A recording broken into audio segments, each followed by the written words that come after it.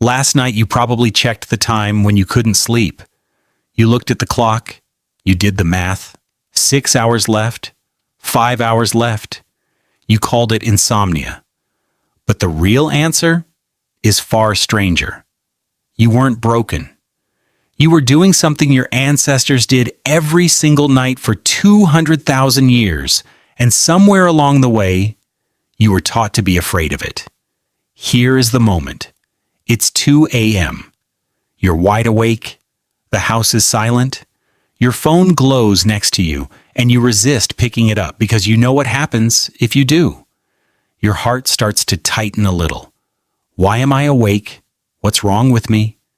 You scroll through mental lists of everything you should be doing right now, which is sleeping, and definitely not lying here, staring at a ceiling fan, wondering if tomorrow is ruined.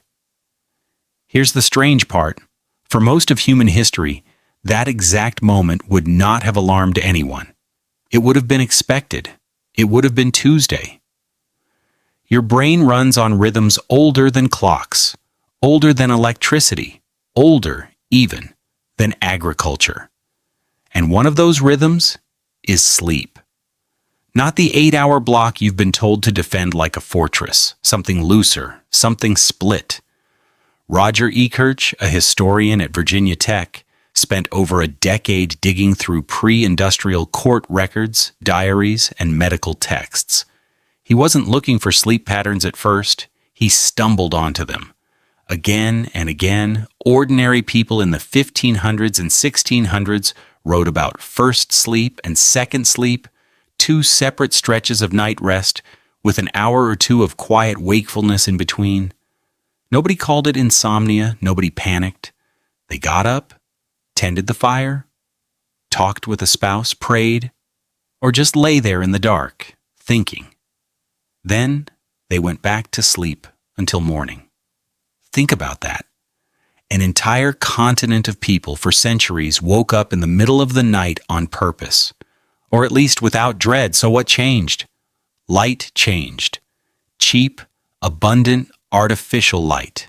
Gas lamps first, then electric bulbs, pushed bedtimes later and compressed the night into a single expected block. Factories needed workers who showed up on time and stayed alert for a full shift. So a single consolidated sleep became not just normal, but required. The 2-part night didn't disappear because it was unhealthy. It disappeared because it stopped being convenient for anyone but you. You inherited a body built for a rhythm your calendar no longer allows. And it's not only the segmented sleep pattern that got rewritten, it's the entire architecture of your night. Jerome Siegel, a sleep researcher at UCLA, wanted to know what sleep actually looked like before electricity, before mattresses, before any of it. So instead of guessing, he went and measured it.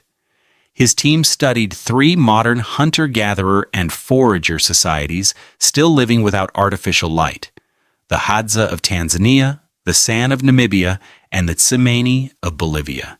He strapped actigraphy devices onto real people and tracked exactly when they fell asleep, when they woke, and how long they stayed under. The results surprised almost everyone, including some of the researchers. These groups didn't sleep more than modern humans. If anything, they slept slightly less, averaging under 6.5 hours a night. They didn't go to bed at sunset either, contrary to what you might expect. They stayed up for hours after dark, often several hours, before finally drifting off. And here's the detail that should stop you. None of them, across 3 continents and 3 unrelated cultures, showed any sign of the chronic insomnia so common in industrialized nations. No sleep aids, no worrying about sleep, no 2 a.m. dread. What they had instead was darkness that actually meant something, temperature that dropped as the night went on, and no glowing rectangle promising them 10,000 answers to why they couldn't relax. Their bodies weren't fighting an environment that contradicted every signal evolution had trained them to expect. You, on the other hand, are asking your body to sleep through a battlefield of contradictions. Blue light at 11 p.m., tells your brain it's still midday. A bedroom that never drops below 70 degrees tells your body there's no seasonal cooling to signal nightfall. A mind still replaying tomorrow's inbox tells your nervous system there's an active threat that hasn't been resolved. None of that existed for your ancestors. Their environment did the regulating for them. Yours asks you to regulate against it. Carol Worthman, an anthropologist at Emory University who has spent decades studying sleep across cultures, found something else worth sitting with. In many traditional societies, people don't sleep alone, and they don't sleep in silence. They sleep near others, sometimes multiple generations in the same space, with soft ambient sound, shifting body heat, and the simple biological reassurance of not being isolated in the dark. Worthman's research suggests that solitary, silent, sealed-off sleep, the kind marketed to you as the gold standard, might actually be working against something ancient in your nervous system, a low hum of vigilance that only fully powers down when your body senses it isn't alone. You sleep in a room built like a vault, blackout curtains, a locked door, total silence, or a white noise machine standing in for it. But for most of human history, when that darkness came, people simply let it hold them, woke in the middle of it without fear, and drifted back under when it was time. Maybe the real disorder was ever expecting the night to be silent all the way through.